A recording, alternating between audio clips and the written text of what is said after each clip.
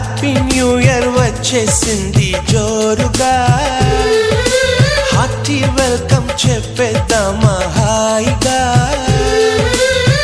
కొత్త కొత్త ఊహల్లో తెలిపోటియా, మనసులోని ఆశల్ని పంచుకో బ్రదర్.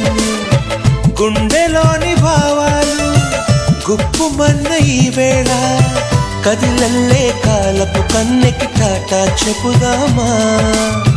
జనవరితో అడుగులు వేస్తూ ముందుకి పోదామా.